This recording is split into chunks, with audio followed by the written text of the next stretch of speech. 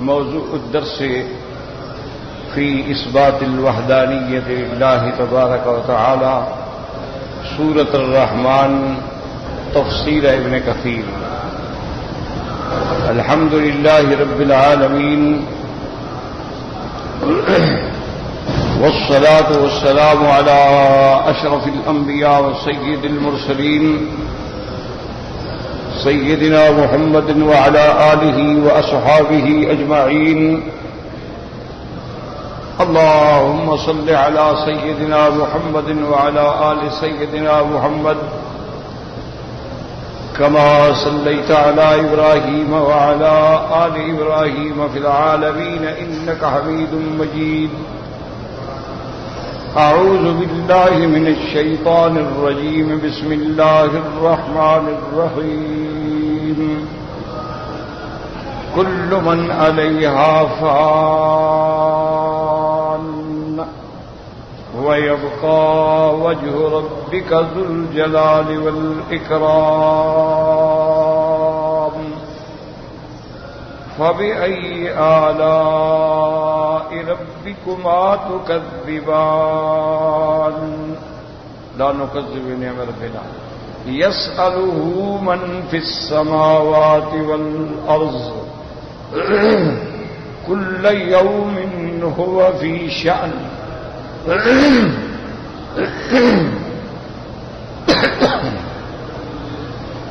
فبأي آلاء ربكما تكذبان.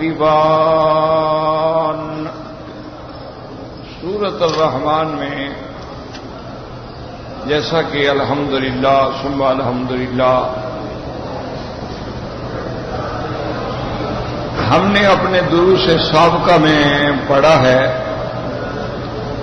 کہ سورۃ الرحمن جو ہے یہ بڑی عظمت اور شان والی سورت ہے. سورۃ الرحمن جو ہے اس کو عرائس القرآن بھی کہا جاتا ہے، یعنی عرائس کہتے ہیں دلہن، یعنی جیسے دلہن مزین ہوتی ہے تو یہ قرآن کی سورت جو ہے مزین ہے، زینت والی ہے، شان والی. اسی طرح یہ سورت الرحمن جو ہے حضور صلی اللہ علیہ وسلم نے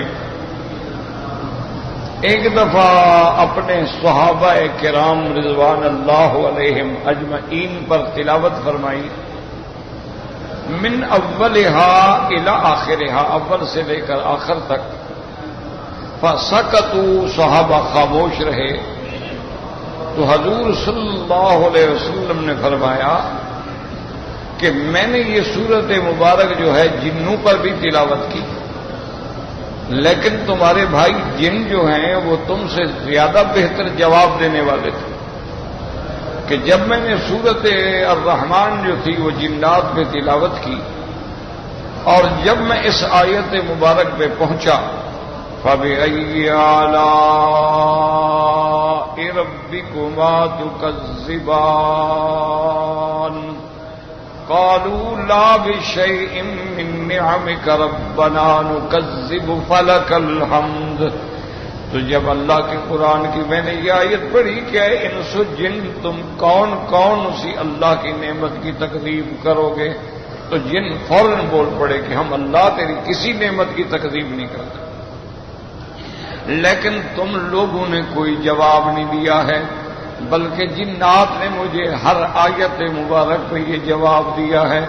یاد رکھیں کہ جواب دینا جو ہے یہ بھی بڑی مستحسن بات ہے کہ حضور پاک نے ان کی تعریف فرمائی کہ انہوں نے جواب دیا، لیکن صحابہ کا جو ہے کمال ادب ہے کہ وہ حضور کے سامنے خاموش رہے کہ جب قرآن پڑھا جائے تم سنو اور چپ رہو. تو اس لیے صحابہ رضوان اللہ علیہم اجمعین نے ان آیات پہ عمل کیا کہ اذا قرئ القرآن فاستمعوا له وانصتوا لعلکم ترحمون. اور اسی طرح صحابہ نے ادب سے کوئی جواب نہ دیا. تو یہ صورت مبارک جو ہے بڑی عظمت شان والی صورت ہے. اور بعض روایات میں آتا ہے کہ جب اللہ تبارک و تعالی اہل جنت کو جنت میں داخل فرما دیں گے تو جنت میں تو کوئی تکلیف نہیں ہوگی، کوئی شریعت، کوئی حکم نہیں ہوگا، لیکن لذت کے لیے اہل جنت جو ہیں وہ سورۃ الرحمن کی تلاوت کریں گے۔ تو یہ سورت مبارک جو ہے بڑی عظمت والی سورت۔ تو اس سورت کی ابتدا میں اللہ نے فرمایا الرحمن علم القرآن۔ اللہ نے سب سے پہلے اپنی صفت رحمت کا ذکر فرمایا کہ الرحمن، رحمان جو ہے مبالغہ ہے صیغہ رحمت میں، کہ وہ بڑی رحمت والا، بڑی رحمت کرنے والا۔ اور رحمان جو ہے یہ دنیا اور آخرت دونوں کی رحمت کو شامل ہے۔ تو اللہ نے پہلے اپنا نام، اپنی صفت ذکر کی کہ یہ کمال رحمت میں سے ہے کہ وہ رحمت والا رب جس نے قرآن پڑھایا، علم القرآن۔ اور بعض علماء نے فرمایا ہے کہ اس لفظ میں کافروں کا رد تھا، مشرکین مکہ کا رد تھا کہ جب صلح حدیبیہ میں حضور صلی اللہ علیہ وسلم نے صلح کے لیے فرمایا اور حضرت علی کو حکم دیا کہ صلح نامہ لکھیں، بسم اللہ الرحمن الرحیم، تو مشرکین مکہ کی طرف سے سہیل ابن عمرو تھا، اس نے کہا لا نعلم الرحمن والرحیم، یا رسول اللہ ہم رحمان رحیم نہیں جانتے، آپ لکھیں بے اسمی کا اللہم، بس ہم اللہ کو تو جانتے ہیں لیکن رحمان رحیم ہم نہیں جانتے۔ تو حضور صلی اللہ علیہ وسلم نے فرمایا حضرت علی کو کہ اسی طرح چلو جیسے کہتے ہیں لکھو بے اسمی کا اللہم، چونکہ وہ رحمان رحیم اللہ کی صفات کے منکر تھے، اسی لیے اللہ نے دوسرے مقام پہ بھی قرآن پاک میں فرمایا کہ تم اللہ کو یا اللہ کر کے پکارو، یا اللہ کے اسماء صفاتی سے پکارو، للہ الاسماء الحسنى فادعوہ بہا۔ اسی طرح اللہ نے فرمایا قل ادعوا اللہ او ادعوا الرحمن، یا اللہ کہہ کے پکارو یا رحمان کہہ کے پکارو، سب ٹھیک ہے، اس کے نام ہیں، اس کے اسماء ہیں، اس کی صفات ہیں، لیکن کافروں نے چونکہ انکار کیا تھا تو اللہ نے ان کے رد کی وجہ سے سورت کی ابتدا فرمائی الرحمن۔ وہ جس کا تم انکار کرتے ہو نا وہ تو ایسی رحمت والا ہے جیسے قرآن پڑھایا ہے، تم اس کا انکار کرتے، تو اس میں ان کا رد بھی ہو گیا اور اس بات بھی ہو گیا کہ یہ اللہ تبارک و تعالیٰ کی صفات ہیں۔ یاد رکھو رحمان بھی مبالغے کا صیغہ ہے، رحیم بھی مبالغے کا صیغہ ہے، اور پہلی آیت میں اللہ کی تینوں صفتیں موجود ہیں، بسم اللہ الرحمن الرحیم، بسم اللہ، اللہ اس میں ذات ہے یاد رکھو، الرحمن الرحیم۔ تو علماء نے لکھا حدیث میں آتا ہے رحمان الدنیا و رحیم الآخرہ، کہ اللہ تبارک و تعالیٰ دنیا میں تو کافروں پر بھی رحمت فرماتے ہیں، دشمنوں پر بھی رحمت فرماتے ہیں، لیکن قیامت میں رحیم ہوں گے، قیامت میں اللہ صرف مومنوں پہ رحمت فرمائیں گے، ایمان والوں پہ رحمت فرمائیں گے، کافر اس دن رحمت کا حقدار نہیں ہوگا۔ تو اس لیے کہا جاتا ہے رحمان الدنیا و رحیم الآخرہ۔ تو اللہ تبارک و تعالیٰ نے مشرکین کا بھی رد فرمایا اور اپنی کمال رحمت کا بھی اللہ نے ذکر فرما دیا، اور اسی لیے علماء فرماتی ہیں کہ یہ اس کی رحمت ہے کہ اللہ کی رحمت دیکھیں کمال ہے۔ قرآن پاک میں 17 مقام پہ اللہ نے فرمایا ہے کہ الرحمن علی العرش استوى، اللہ مستوی ہے، اب جیسے اس کی شان کو زیبا ہے، وہاں بھی اللہ نے، حالانکہ وہ تو اظہار عظمت کا موقع تھا نا، وہاں لفظ جلالہ فرما دیتے، القہار فرما دیتے، الجبار فرما دیتے، المتکبر فرما دیتے، العزیز فرما دیتے، لیکن وہاں بھی رحمان کی صفت کا ذکر کیا کہ اللہ تبارک و تعالی عرش میں مستوی ہے، کما یلیق بشانہ ہی، لیکن وہ رحمت فرمانے والا ہے، وہ رحم کرنے والا رب ہے۔ اور اسی طرح علماء نے لکھا ہے کہ اللہ تعالیٰ کے عرش کے نیچے ایک بہت بڑی لو ہے، ایک بہت بڑی تختی، جس کو ہم تختی کہتے ہیں، جیسے ہم بچپن میں تختیاں لکھا کرتے تھے، اب تو رواج ختم ہو گیا، لکڑی کی تختی ہوتی تھی اور استاد اسی پہ مشق کرواتے تھے. تو ایک بہت بڑی تختی ہے جو عرش کے نیچے ہے، اور اس پر اللہ تبارک و تعالیٰ نے لکھ دیا ہے کہ رحمتی سبقت علی غضبی، کہ میری رحمت جو ہے میرے غضب پہ سبقت لے گئی ہے. تو اللہ نے وہاں بھی لکھا ہے. اور اسی طرح علماء فرماتے ہیں کہ احادیث میں موجود ہے ان للہ 99 رحمتن، اللہ نے 100 یعنی درجہ جو رحمت کا بنایا ہے. ساری دنیا میں جو ہو رہا ہے یہ صرف ایک رحمت ہے، 99 رحمتیں اللہ نے چھپا کے رکھی. یہ صرف ایک رحمت ہے پوری دنیا میں کہ انسان ایک دوسرے سے ہم محبت کرتے ہیں، ایک دوسرے سے اکرام کرتے ہیں، ماں باپ کا محبت ہے، میاں بیوی کی محبت ہے، بھائی بہن کی محبت ہے، جانوروں میں محبت ہے، پرندوں میں انس ہے، چیونٹیوں میں محبت ہے. یہ صرف ایک حصے کا اللہ نے اظہار فرمایا، اور 99 حصہ جو رحمتوں کا ہے وہ محفوظ ہے، اس کا اللہ قیامت والے دن اظہار فرمایا. تو جب قیامت میں اللہ تبارک و تعالیٰ کی شان رحمت جلوہ گر ہوگا. اسی لیے تو بعض صوفی لوگ جو ہیں نا، بزرگ اللہ ان کی قبروں پہ رحمت کرے، وہ اسی طرح ایسی حدیثوں میں بعض اوقات اتنے مستغرق ہوئے کہ کتابوں میں لکھ بیٹھے کہ یار کوئی بھی جہنم میں نہیں جائے گا، جب اتنی بڑی رحمت ہوگی تو اللہ سب کو ہی معاف کر دے. تو حالانکہ یہ چیزیں قرآن کے خلاف ہیں. اسی لیے حکم ہے نا کہ صوفیوں کی بات دین میں حجت نہیں ہوتی، بس ان کی بات سن لو، ادب کرو، احترام کرو، لیکن شریعت میں حجت نہیں. کلام صوفیہ در شریعت حجت میں، شریعت میں حجت نہیں ہوتی. شریعت میں حجت اللہ کا قرآن اور حدیث محمد مصطفیٰ ہے. کیوں وہ عالم شکر میں، استغراق میں، اللہ کی رحمت کی محبت میں ڈوبے بیٹھے ہوتے ہیں، اور اس میں کوئی بات ان کے منہ سے نکل گئی تو وہ شریعت نہیں بن سکتی. شریعت یہی ہے کہ قیامت والے دن اللہ مومنین کو جزا دیں گے اور کافروں کو سزا دیں گے. اللہ تبارک و تعالی جنت بھی ہوگی اور جہنم بھی ہوگی، اللہ کی رضا بھی ہوگی اور ناراضگی بھی ہوگی. یہ معنی نہیں ہے کہ اگر ساری جنت میں چل جائے پھر کیا فائدہ ہوا مسلمان ہونے کا، مار کھانے کا، پھر تکلیفیں برداشت کرنے کی کیا ضرورت ہے. تو اس لیے ہمیشہ یاد رکھیں. لیکن وہ بھی ان چیزوں میں آ گئے کہ جب انہوں نے دیکھا کہ اتنی بڑی رحمت کہ یہ تو ایک حصہ ہے، جب 99 حصہ بھی ظاہر ہو جائے گا پھر کیا ہوگا؟ پھر تو ہر طرف رحمت ہی رحمت ہوگی، بس رحمت ہی رحمت ہوگی. تو جب رحمت ہوگی تو بس سب رنگے جائیں گے. اسی طرح اللہ فرماتے ہیں رحمتی وسعت کل شیء، میری رحمت جو ہے ہر چیز کو اس نے ڈھانپ لیا ہے.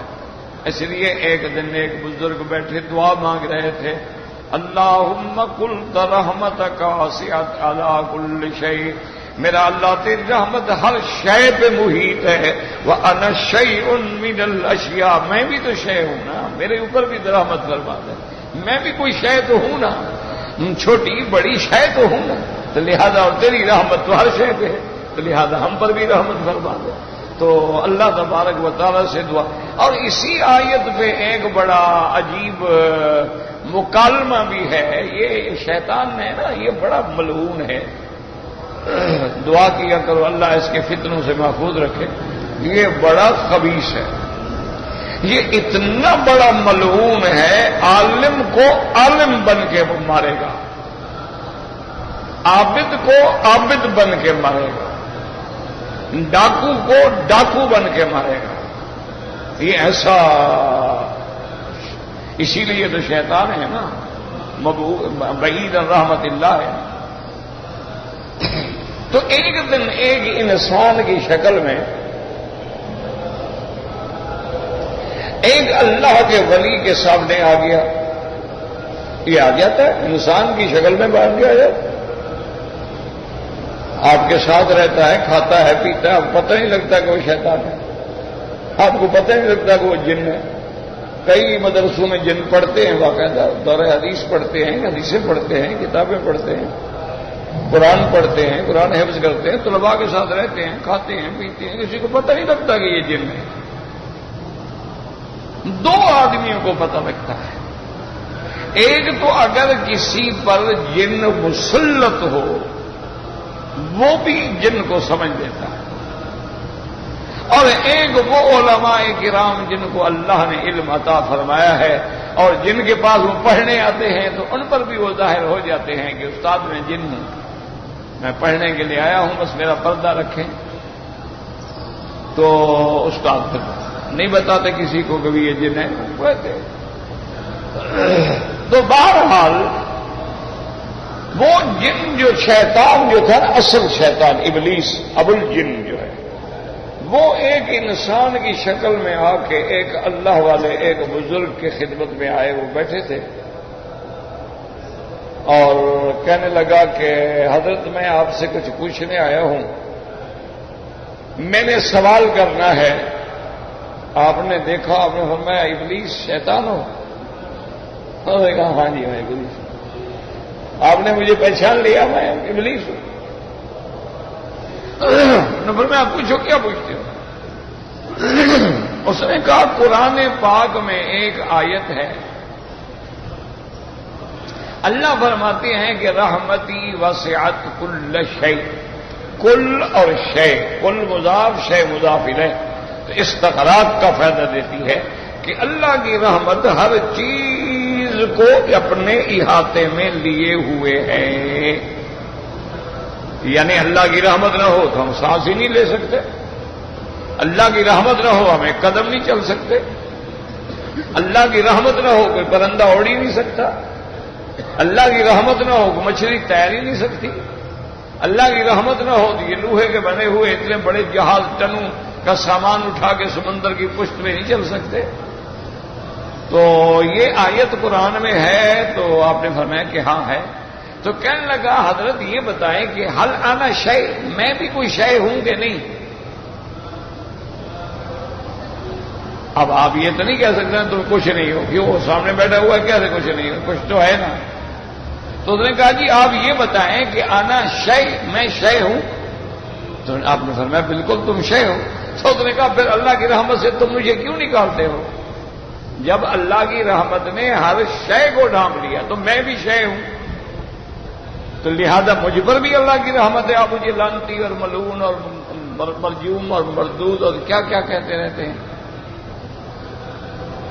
تو حضرت مسکرائے اور فرمایا ابلیس تم نے قرآن کی آیت اتنی پڑھی ہے جتنی تمہارا مطلب ہے، تم نے آگے نہیں پڑھی، یہاں بھی شیطانیت کر رہے ہو نا، یہ شیطانوں کا کام ہے نا کہ قرآن کی اتنی آیت پڑھیں گے جتنا اس کا فائدہ ہے، آگے نہیں پڑھیں گے۔ تو آپ نے فرمایا اسی آیت میں آگے پڑھو، لکھا فَسَأَكْتُبُهَا لِلَّذِينَ يَتَّقُونَ، میری رحمت ہر چیز پہ ہے لیکن یہ رحمت ان کے لیے ہے جو مجھ سے ڈرنے والے ہیں۔ تو تم تو اللہ کے مخالف ہو، تم تو اللہ کے مقابلے پہ کھڑے ہو، تم متقین میں تھوڑے ہو کہ تمہیں رحمت مل جائے۔ بدبخت تم نے تو اپنے آپ کو رحمت سے نکالا ہے۔ تو اللہ کی رحمت تو واقعی ہر چیز پہ ہے، لیکن اصولی بات ہے، ایک اس کی مثال بزرگ یوں سمجھاتے ہیں کہ دیکھو نا جی بارش برستی ہے، بارش تو رحمت ہے۔ اب اگر نیچے زمین ہی گندی ہے، وہ یعنی کسی گٹر پہ برس رہی ہے، کسی گندے جوہر پہ برس رہی ہے، تو اس سے تو بدبو ہی اٹھے گی نا۔ تو اب آپ کہیں جی کیا مطلب جب بارش رحمت ہے تو رحمت ہے، نیچے اس کے لیے ظرف بھی تو ہونا چاہیے نا۔ اگر وہ رحمت اللہ کے مسلمانوں کے دل پہ برسے گی تو ایمان بڑھے گا، لیکن وہ رحمت سے جب منکر ہیں ان کے لیے تو وہی چیز عذاب بن جائے گی۔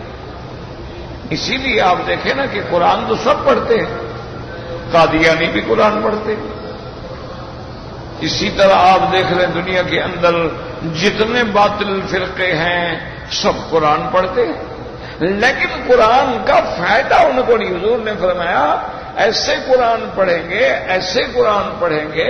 آپ نے صحابہ سے فرمایا کہ تمہارے بعد ایک قوم آئے گی، وہ اتنا عبادت کرے گی، اتنا تلاوت قرآن کرے گی، تم ان کے مقابلے پہ 10واں حصہ بھی نہیں کر سکتے ہو، لیکن یخرجون من الدین، وہ دین سے ایسے نکل جائیں گے جیسے تیر جو ہے شکار کے اندر سے نکل جاتا ہے۔ اور فرمایا یقرؤون القرآن ولا یجاوز حناجرہم، قرآن پڑھیں گے لیکن قرآن حلقوں سے نیچے نہیں اترے گا، صرف لفظ ہوں گے، نہ عمل ہوگا، نہ معنی ہوگا، نہ تاثیر ہوگی، نہ اس سے کوئی انقلاب آئے۔ تو اس لیے آپ یاد رکھیں کہ رحمت تو ہے، لیکن ہم رحمت کے حقدار بھی تو بنے نا، رحمت کے مستحق تو بنے نا۔ آدمی زمین میں ہل چلاتا ہے، زمین بناتا ہے، پھر بارش آتی ہے، پھر وطر آتا ہے، پھر کھیتیاں بوتا ہے، تو زمین اس پانی کو قبول کرنے والی ہوگی تو قبول کرے گی نا۔ اگر وہ پانی گندگی پہ گرے گا، گندگی میں اضافہ ہوگا، وہ گندے جوہر میں گرے گا تو گندے جوہروں میں اضافہ ہوگا، وہ طیب زمین پہ گرے گا تو ماشاءاللہ پھول لہرائیں گے، کھیت لہرائیں گے۔ تو اس لیے اللہ نے فرمایا الرحمن۔ اور اسی طرح ایک یاد رکھو صحیح حدیث ہے کہ اللہ تبارک و تعالی کے عرش کے نیچے بھی بہت بڑا عظیم دریا ہے۔ اسی لیے جب بارش ہوتی ہے نا، یاد رکھو یہ دو طرح ہوتی ہے۔ بعض اوقات تو اللہ تعالی براہ راست آسمانوں سے پانی برساتے ہیں، یعنی آسمانوں کے دروازے کھلتے اور پانی وہاں سے برستا، جیسے نوح علیہ السلام کی قوم پہ جب طوفان آیا تھا تو قرآن فرماتا ہے فَفَتَحْنَا أَبْوَابَ السَّمَاءِ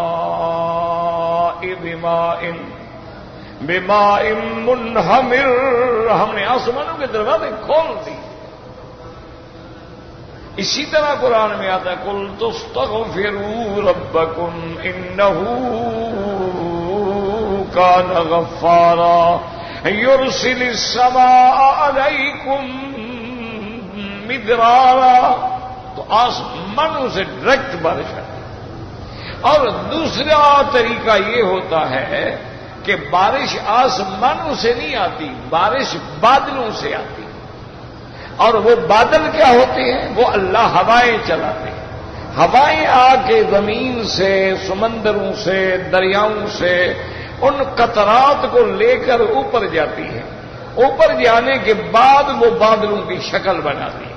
وَالَّذِي يُرْسِلُ الرِّيَاحَ بُشْرًا بَيْنَ يَدَيْ رَحْمَتِهِ حَتَّى إِذَا أَقَلَّتْ سَحَابًا ثِقَالًا، اب بڑے بڑے بادل بن جاتے ہیں، پانی کے بھرے ہوئے ہیں، اللہ فرماتے ہیں سُقْنَاهُ إِلَى بَلَدٍ مَيِّتٍ، پھر ہم ان کو حکم دیتے ہیں کہ فلاں مردہ زمین پہ جا کے برسو۔ اس لیے قرآن کہتے ہیں أَأَنْتُمْ أَنزَلْتُمُوهُ مِنَ الْمُزْنِ أَمْ نَحْنُ الْمُنزِلُونَ، کیا تم بادلوں سے پانی اتارتے ہو کہ ہم اتارتے ہیں؟ تو کبھی کبھی بادلوں سے پانی اترتا ہے اور کبھی کبھی براہ راست آسمانوں سے بھی پانی اترتا ہے، اور کبھی کبھی ان بادلوں کو بھی آسمان کہہ دیا جاتا ہے۔ یاد رکھو کبھی کبھی بادلوں پر بھی لفظ سما کا اطلاق ہو جاتا ہے۔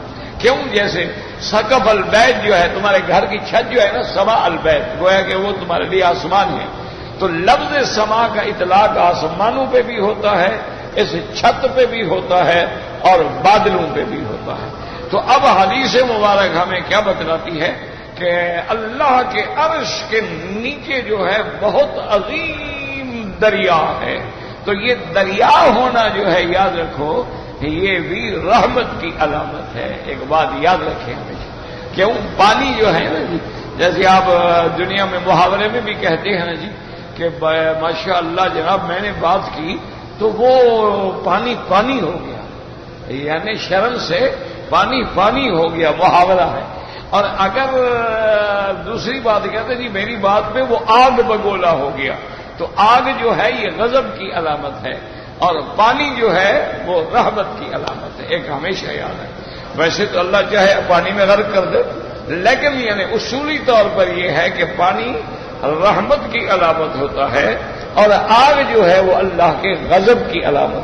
اب دیکھو نا جیسے آنسو نکلتے ہیں، یہ بھی تو پانی ہے نا، لیکن یہ پانی ایسا ہے کہ جو اللہ کے ڈر سے آنسو بہاتے ہیں تو اللہ تبارک و تعالیٰ ان کو 500 برس کے فاصلے پر جہنم سے دور کر دیتے.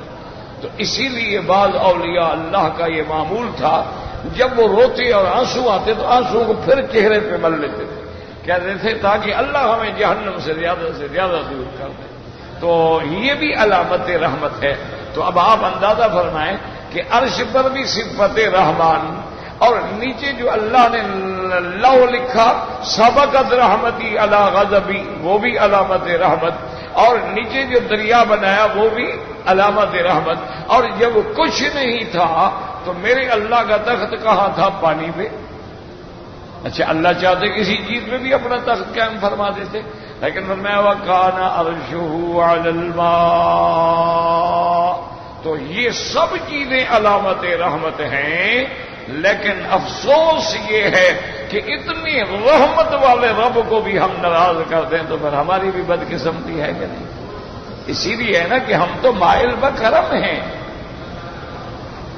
اسی شاعر نے کہا اللہ کی رحمتوں کو سامنے رکھ کے کہ گویا کی آواز آتی ہے کہ ہم تو مائل بکرم ہیں، کوئی سائل ہی نہیں، کوئی مانگنے والا ہی نہیں. کوئی مانگے تو ہم اس کو دینا.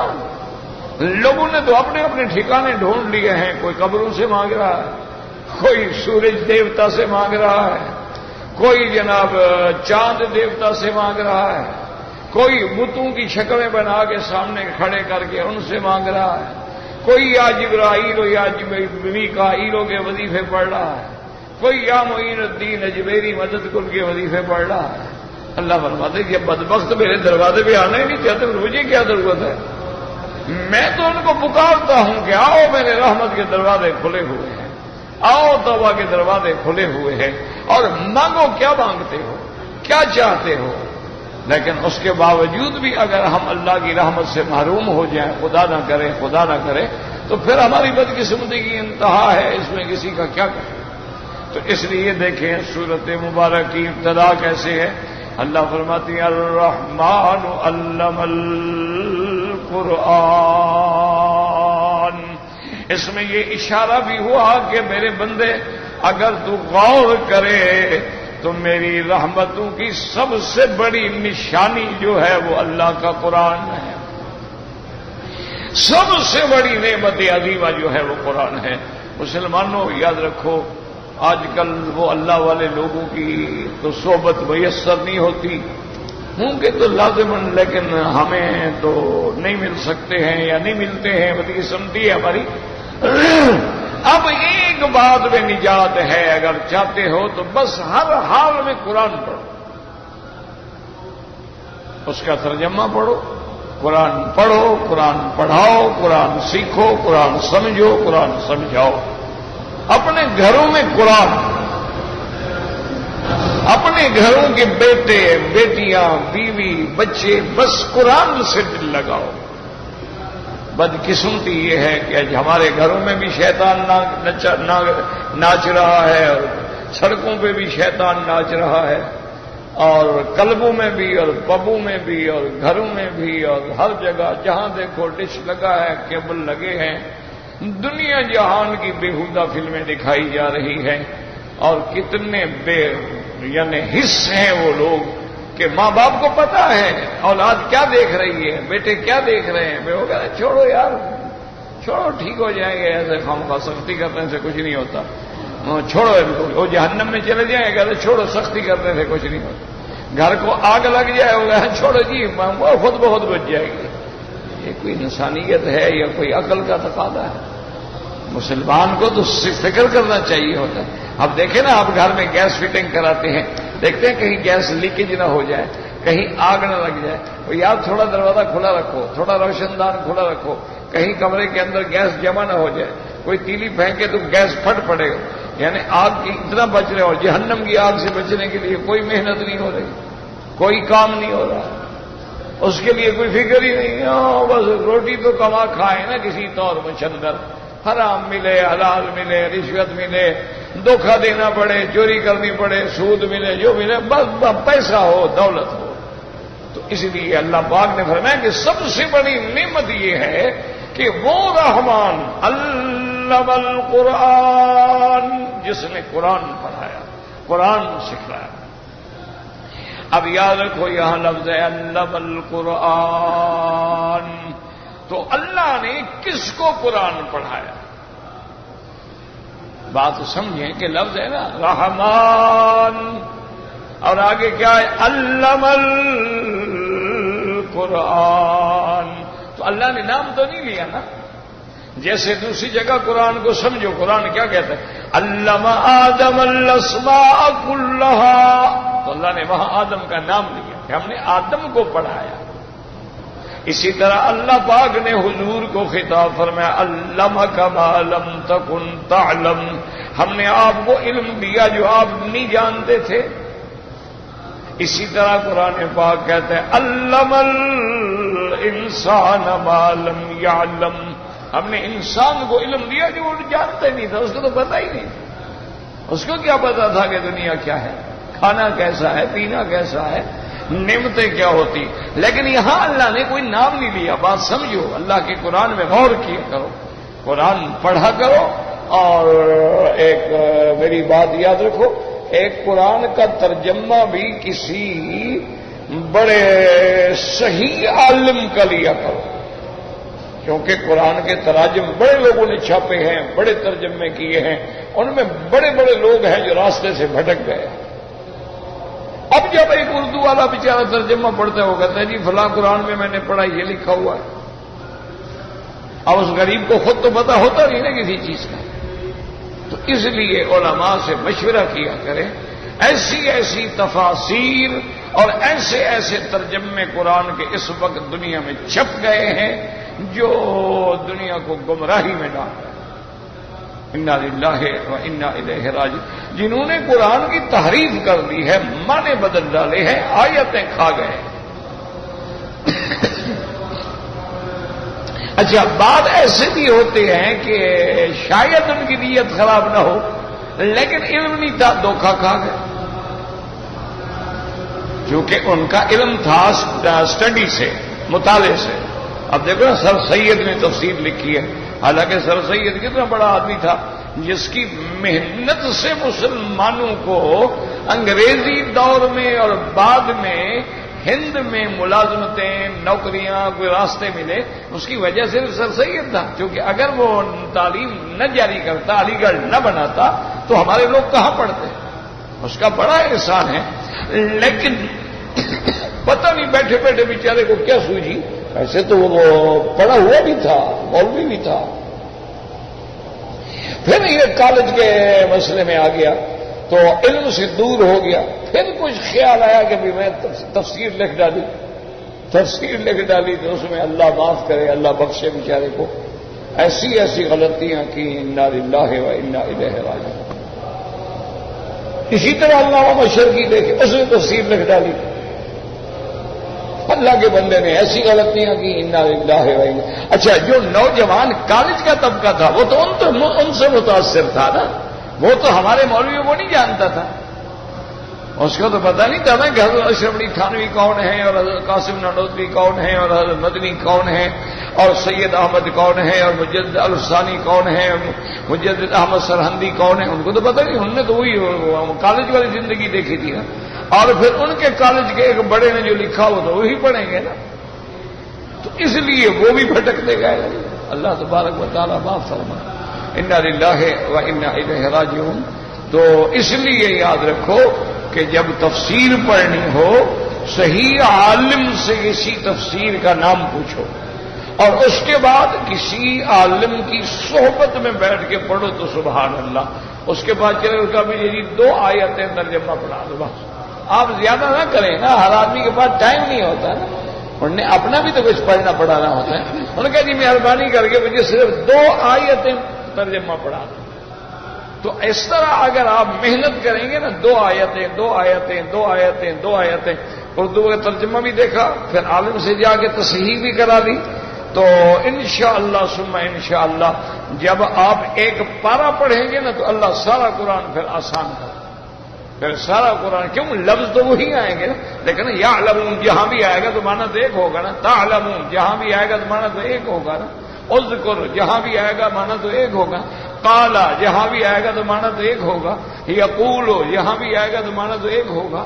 تو اس لیے ایک پارے پہ محنت کرنے گویا سارا قرآن اللہ کی رحمت سے حل ہو جاتا ہے، لیکن شرط یہ ہے کہ پڑھانے والا جو ہے وہ کوئی استاد ہو اور اہل حق ہو، اہل باطل نہ ہو، کیونکہ اب جو اہل باطل ہیں نا وہ تو پھر اپنے ترجمے کرتے ہیں، جہاں قرآن میں لفظ آئے گا یا ایھا النبی، وہاں ترجمہ کرتے ہیں اے غیب کی خبر دینے والے۔ اب اس کا کیا ہے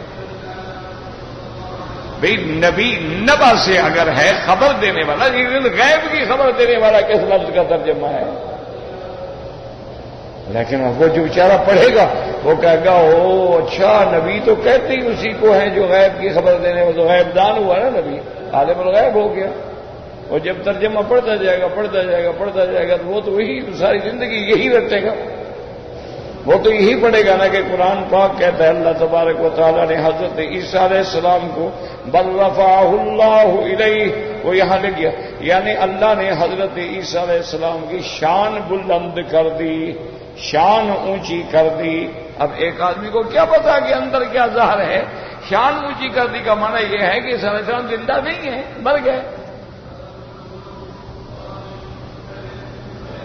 اب وہ تو ساری زندگی یہی پڑے گا نا بھی رفعنا لک ذکرک، ہم نے میرا محبوب تیری شان اونچی کر دی، ورفعناہ مکانا علیا، ہم نے اس کی شان اونچی کر دی۔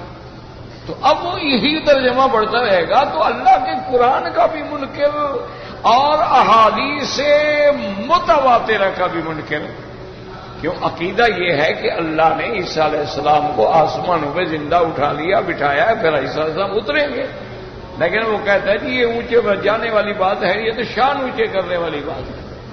تو اصل وجہ کیا ہے کہ وہ غریب یا تو دھوکہ کھا گئے، ان کو پتہ نہیں لگا کہ رفع کا صلہ اگر ضمیر ہو یا رفع کا صلہ اگر لام ہو تو معنی اور ہوتا ہے، اور رفع کا صلہ الہ ہو تو معنی اور ہوتا ہے، وہ یہ سمجھتے نہیں تھے بیچارے۔ اب آئے نا قرآن میں کہ اللہ نے بنو اسرائیل پہ کوہ طور کو رفعنا فوقہم الطور، کہ ان کے سروں پہ اللہ نے پہاڑ کھڑا کر دیا۔ اچھا، اس پہ انہوں نے لکھا ہے کہ اللہ تبارک و تعالی نے گویا ان کے سروں پہ پہاڑ کھڑا کر دیا، گویا یعنی حقیقت پہاڑ نہیں تھا، یعنی گویا کیسے؟ جیسے ڈرانے کے لیے کہتے او پہاڑ آ پڑے گا تم پر، تو گویا کھڑا، ایک لفظ نے سارے قرآن کا معنی ہی بدل دیا۔ تو یہ وہ باریکیاں ہوتی ہیں جو اندر وہ دھوکہ دیتے ہیں اہل باطل، اور اس پر علماء کی نظر، اور حقیقت یہ ہے کہ اللہ نے بنو اسرائیل پہ حقیقتاً پہاڑ کھڑا کر دیا، تو جو خدا پہاڑ بڑھانے پہ قادر ہے، جو اس کو فنا کرنے پہ قادر ہے، اس کو اٹھانے پہ بھی قادر ہے، اس میں کیا مشکل تھی؟ لیکن وہ بیچارے دھوکہ کھا گئے، یا ابداً اللہ کے قرآن کے معانی کو بدل ڈالا، اللہ معاف فرمائے۔ تو اس لیے اب یہاں دیکھو کہ یہاں اللہ نے یہ تو فرمایا ہے ہمیں کہ الرحمن علم القرآن، تو علامہ پڑھایا، سکھلایا، سمجھایا، کس کو؟ یہ ذکر نہیں ہے کہ پڑھانے والا تو رحمان ہے، خدا ہے، لیکن پڑھایا کس کو؟ تو اس لیے ہمیشہ یاد رکھیں، تو بعض علماء فرماتے ہیں علم القرآن، یعنی علامہ جبرائیل القرآن، سب سے پہلے اللہ نے قرآن جبریل کو پڑھایا، سب سے پہلے اللہ نے قرآن کس پہ پڑھا؟ جبریل پہ، اللہ نے خود قرآن پڑھا ہے، جبریل علیہ السلام پہ اپنا کلام پڑھا اور جبریل علیہ السلام کو سکھلایا، پھر جبریل علیہ السلام وہ قرآن لے کر حضرت محمد مصطفیٰ صلی اللہ علیہ وسلم پہ نازل ہوئے، نزل بہ الروح الامین علی قلبک لتکون من المنذرین بلسان عربی مبین۔ اب وہ قرآن لے کے آئے اور حضور سے کہا اقرا، حضور پڑھو۔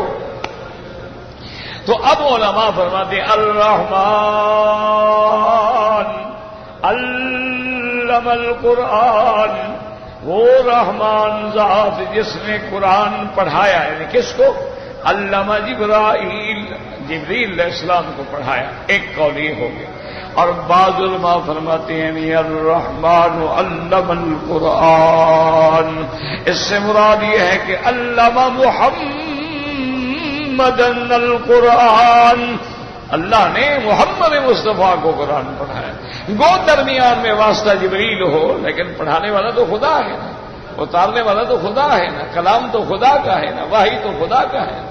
اور کبھی کبھی اللہ خود حضور کے دل میں بھی وحی ڈال دیتے ہیں، حضور صلی اللہ علیہ وسلم پہ الہام ہو، القاء ہو جاتا ہے۔ تو بعض علماء فرماتے ہیں کہ اس سے مراد ہے الرحمن علم القرآن، وہ فرماتے ہیں اس سے مراد یہ ہے کہ وہ رحمان ذات جس نے حضرت محمد مصطفیٰ صلی اللہ علیہ وسلم کو قرآن پڑھایا۔ دو باتیں ہو، یاد رکھو، پہلا قول یہ ہے جبرائیل، اور دوسرا قول یہ ہے کہ حضرت محمد مصطفیٰ صلی اللہ علیہ وسلم۔ اب بعض علماء نے فرمایا کہ نہیں، الرحمن علم القرآن، رحمان وہ ہے جس نے پڑھایا، میرا اللہ کس کو فرمایا؟ انسان کو قرآن پڑھایا، انسان کو علم دیا۔ وہ کہتے ہیں کیوں؟ آگے ہے کہ خلق الانسان علمہ البیان، تو اللہ کی ذات وہ ہے جس نے انسان کو قرآن کا علم دیا ہے۔ اچھا، اور انسانوں میں حضور بھی آ گئے، آپ بھی تو سید البشر ہیں، آپ بھی تو انسان ہیں۔ تو اس لیے بعض علماء نے فرمایا کہ یہاں مراد یہ ہے الرحمن علم القرآن، کہ اللہ نے انسانوں کو قرآن کا علم دیا۔ اور واقعی صدق اللہ، اللہ نے سچ فرمایا ہے۔ ایمان سے کہیں کہ کوئی خالص سندھی ہے، پنجابی ہے، پختون ہے، ازبک ہے، تاجک ہے، بخاری ہے، سمرقندی ہے، یمن ہے، ہندی ہے، انگلش بول، سب کو قرآن پڑھ لیتے۔ جب قرآن پڑھایا جائے تو قرآن پڑھ لیتے، حالانکہ ان کی زبان ہی نہیں ہے۔ یعنی آپ حیران ہوں گے کہ بعض انڈونیشیا کے قاری ایسے قرآن پڑھ رہے ہوتے ہیں، معلوم ہوتا ہے عبد الباسط پڑھ رہا، حالانکہ ان کی زبان انڈونیشی ہے۔ اچھا، بعض ماشاءاللہ پٹھان پڑھ رہے ہوتے ہیں، بعض ماشاءاللہ سندھی علماء پڑھ رہے ہوتے ہیں۔ ایسا قرآن صحیح اور ایک ایک لفظ موتیوں کی طرح اور عین قرات کے مطابق۔ اب دیکھیں نا، حضرت قاری فتح احمد صاحب تھے، حضرت قاری رحیم بخش صاحب تھے، قاری طاہر صاحب تھے رحمت اللہ علیہم، کتنے بڑے لوگ تھے کہ سبع قراءات کے مطابق جس قراءت میں چاہے پورا قرآن پڑھ دیں، اور مجال ہے کہ کہیں غلطی لگے۔ تو یہ اس لیے علماء نے فرمایا کہ اگر اللہ انسان کو اپنے قرآن کا علم ہی نہ دیتا تو قرآن تو عربی تھا، تو ہم اجمی تو مارے جاتے نا۔ یہ اللہ نے ایسا پڑھا دیا ہے کہ ہر انسان، جس کو بھی ایک چھوٹے سے بچے کو بھی یاد کراؤ نا جی، 2 دن کے بعد ماشاءاللہ وہ بھی پوری فاتحہ سنا دے گا۔ اس کو پتہ چلے وہ نہیں ہوتا میں کیا پڑھ رہا ہوں، 4 سال کے بچے کو کیا پڑھ، لیکن کہا اچھا بابا بیٹا سناؤ، بسم اللہ الرحمن الرحیم شروع ہو جائے۔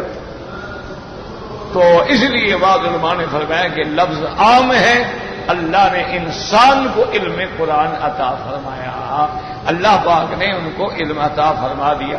اس لیے فرماتے ہیں الرحمن علم القرآن۔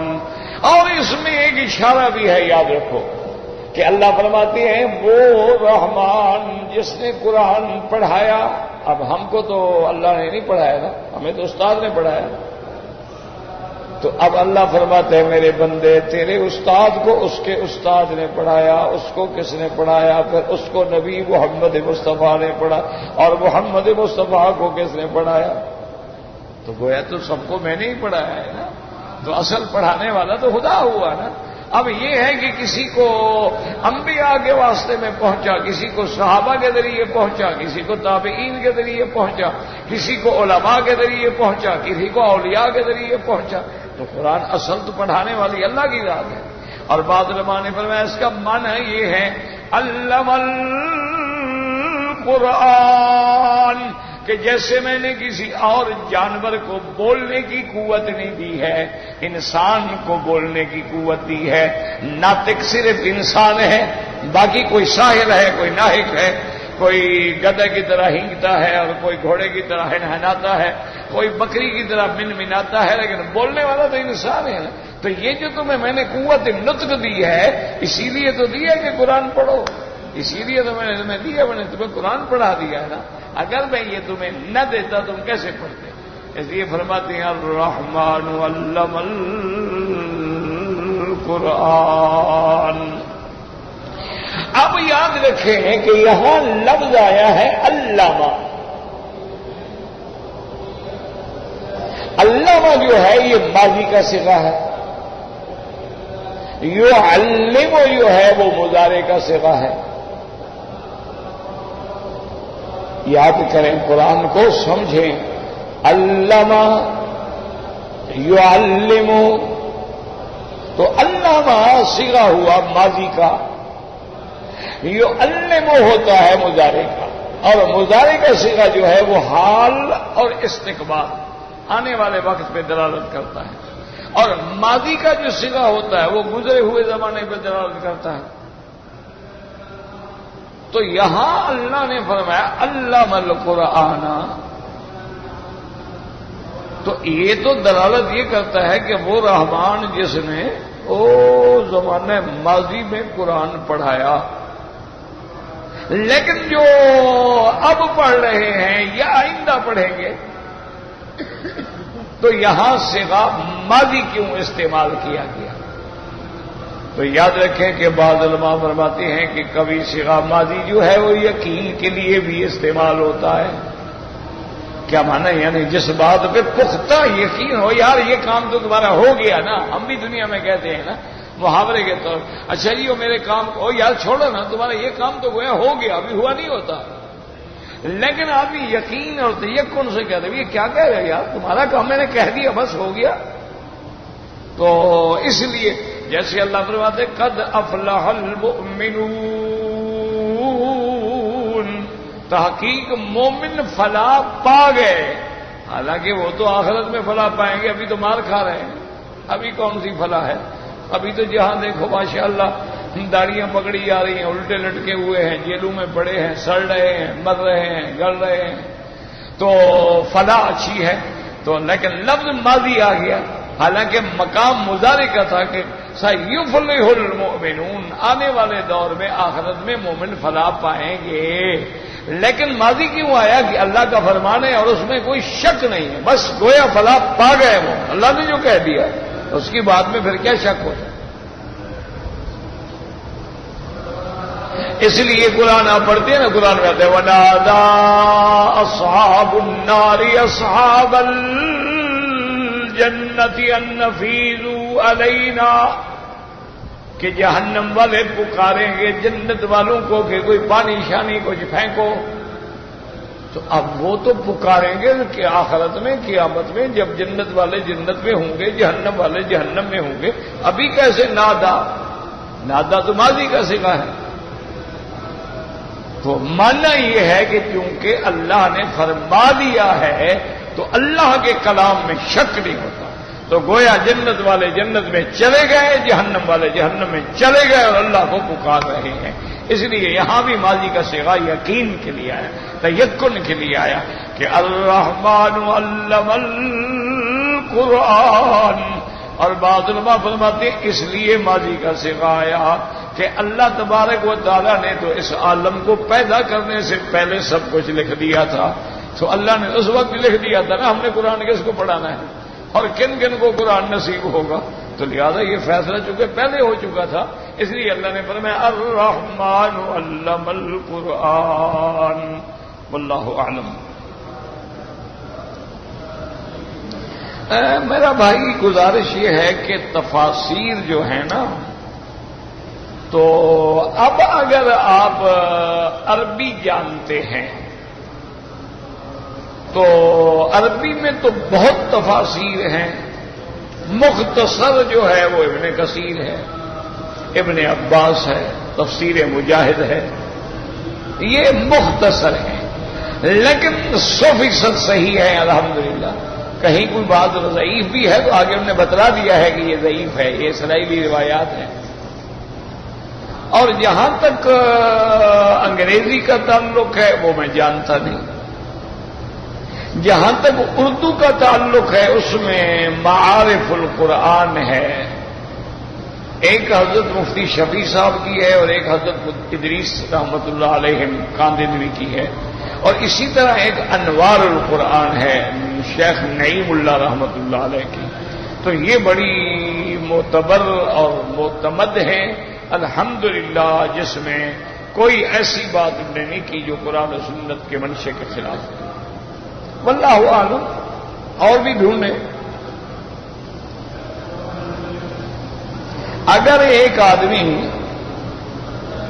مینا کے دنوں میں بیمار ہو گیا اور پھر وہ رات مکے میں رہا، مینا نہیں جا سکا، کچھ بھی نہیں ہوتا. یاد رکھو مینا کا مبیت جو ہے وہ سنت ہے. اگر جگہ ہے، خیمہ ہے تو ہر حال میں وہاں رہیں. اور اگر ایک آدمی یہ جگہ ہی نہیں، یا آدمی جگہ تو ہے بیمار ہو گیا، یا آدمی بیچارہ تھک گیا ٹوٹ گیا چلنے کے قابل نہیں، یا آدمی طواف زیارت کرنے کے لیے ساری رات یہاں لگ گئی، کوئی بات نہیں، کوئی کچھ بھی نہیں، کوئی جرمانہ نہیں.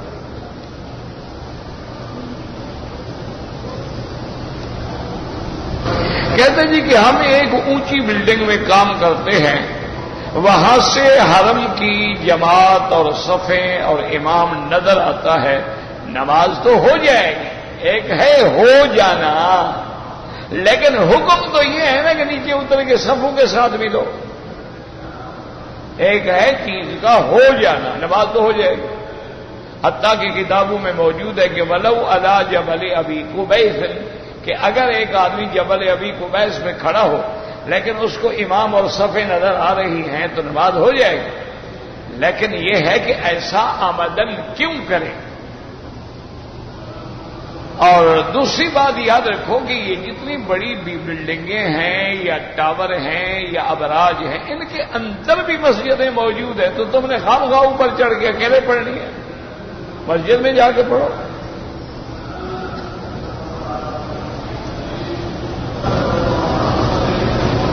قرآن سیکھنے کے لیے حرم میں الحمدللہ قرآن پڑھنا ہے تو سارے عصر سے عشاء تک سارے قرآن کے حلقے ہیں. دوسری منزل پہ چلے جائیں ماشاءاللہ سب قرآن پڑھانے والے بیٹھے ہیں. کسی قاری کی مجلس میں بیٹھ کے قرآن پڑھو، سیکھو. کہتے جی کہ اونٹ کا گوشت کھانے سے امام احمد بن حنبل رحمۃ اللہ علیہ فرماتے ہیں کہ اگر کوئی اونٹ کا گوشت کھائے تو دوبارہ وضو کرے. لیکن امام ابو حنیفہ فرماتے ہیں کہ یہ وضو لغوی ہے، شرعی نہیں. مانا ہے کہ ہاتھ دھوئے، منہ دھوئے، کلی کرے اچھی طرح، کیونکہ اس کے اندر چکناہٹ زیادہ ہوتی ہے. تو بہرحال حنابلہ کے نزدیک صحیح وضو ہے شرع، اور احناف کے نزدیک وضو لغوی ہے. ویسے دیکھو نا ایسے مسائل ہو نا تو تھوڑا احتیاط کر لیا کرو. دیکھو نا مثلا آپ نے گوشت کھانا ہے اونٹ کا تو نہ کھاؤ یار، نماز پڑھ کے کھا لینا. کیوں اپنے آپ کو شک میں ڈالتے ہو؟ کیوں خواہ اپنے آپ کو ایک پریشان؟ ایک امام کے نزدیک تو پھر تمہاری نماز نہیں ہوگی نا. تو ایسا کام کیوں کرو؟ وہ کام کرو جس میں کوئی شبہ نہ ہو. اب مس مر'a جو ہے عورت کا مرد کو ہاتھ لگ جائے یا مرد کا عورت کو، تو وضو ٹوٹ جاتا ہے امام شافعی کے نزدیک. مجھے یاد ہے ہمارے والد صاحب رحمۃ اللہ علیہ تو پگڑی باندھتے تھے نا، تو پرانے زمانے میں رواج تھا نا کہ پگڑی ایسے چار پائی پہ رکھ لی تو وضو کر لیا. ایک شافعی مسلک مولوی صاحب تھے جو والد صاحب کے پیچھے نماز پڑھتے تھے. تو کبھی کبھی جب وضو سے فارغ ہوتے تو ہماری والدہ پگڑی اٹھا کے رکھ دو میں خود اٹھا لوں گا. تو میرے پیچھے ایک شافعی نماز پڑھتا ہے، اس بیچارے کی نماز نہ خراب ہو جائے، کہیں ہاتھ نہ لگ جائے نا. اور میں چاہے ایک مقتدی ہے اس کا خیال کرتے تھے کہ اس بیچارے کی نماز خراب. ہمارے مسلک میں نماز نہیں ٹوٹتی، لیکن اس غریب کی نماز تو گئی نا. تو اس لیے ہمیشہ ایسا کام کیا کریں جس میں کوئی اختلاف کی گنجائش ہی نہ ہو. اب دیکھیں عصر کے بعد آپ نے طواف کیا، آپ نے 2 رکعت پڑھ لی، بالکل جائز ہے، کوئی منع نہیں۔ لیکن ایک حدیث تو صحیح کھڑی ہے نا جو منع کر رہی ہے کہ عصر کے بعد نماز نہ پڑھو۔ اگر مغرب کے بعد پڑھو گے تو کسی حدیث کی مخالفت نہیں، تو ایسا کام کیوں نہ کرو جس کو جامع ہو، جس میں کوئی اختلاف کی گنجائش ہی نہ رہے۔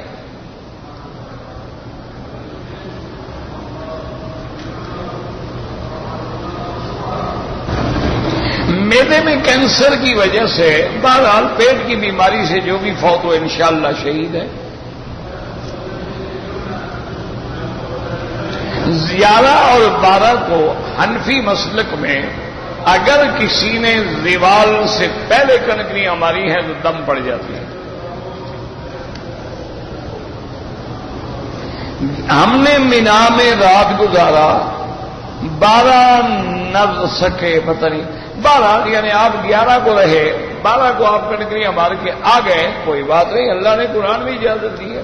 وَمَن تَعَجَّلَ فِي يَوْمَيْنِ فَلَا إِثْمَ عَلَيْهِ وَمَن تَأَخَّرَ فَلَا إِثْمَ عَلَيْهِ لِمَنِ اتَّقَىٰ، کہ اگر آپ نے 12 کو تعجیل کر دی اور کنکریاں مار کے مغرب سے پہلے آ گئے، مغرب کے بعد آ گئے، لیکن اگر آپ رہ گئے اور 13 کو بھی آپ نے کنکریاں ماری ہیں تو ٹھیک ہے، کوئی ایسی بات نہیں۔ اللهم صل على سيدنا محمد وعلى آل سيدنا محمد وبارك وسلم۔ یا اللہ یا اللہ یا رحمان یا رحیم یا حی یا قیوم یا ذو الجلال والاکرام، یا الہنا الہ کل شیء الہا واحدا لا الہ الا انت، اللهم انت الميسر لكل اسیر وانت على كل شيء قدیر، اللهم يسر امورنا وامور اولادنا اولاد اولادنا بناتنا اخواننا وامور من اوصانا واستوصانا وامور المسلمین برحمتك یا ارحم الراحمین۔ اللهم يسر امور درسنا، يسر امور دروسنا، اللهم اشفنا واشف مرضانا وارحم موتانا واستجب دعانا ولا تخيب رجاءنا برحمتك يا ارحم الراحمين، برحمتك يا ارحم الراحمين۔ یا اللہ ہمیں درس دینے کی، سننے کی، سنانے کی، سمجھنے کی توفیق عطا فرما، اخلاص عطا فرما، استقامت عطا فرما۔ یا اللہ بیماروں کو شفا عطا فرما، بے حیاؤں کو حیا عطا فرما، بے دینوں کو دین عطا فرما، بے اولادوں کو اولاد عطا فرما، جن کی اولادیں ہیں ان کو صالح بنا، بے روزگاروں کو روزگار عطا فرما، قرض داروں کے قرض عطا فرما۔ یا اللہ ہماری سب ظاہری، روحانی، جسمانی بیماریاں، پریشانیاں سب دور فرما۔ یا اللہ ہم عاجز ہیں، رحمت کا معاملہ فرما، عالم اسلام کی عزت کا معاملہ فرما۔ یا اللہ بلد الامین کو قیامت تک ہر فتنے سے محفوظ فرما۔ صلی اللہ تعالی علی خیر خلقہ سیدنا محمد وعلی آلہ وصحبہ اجمعین۔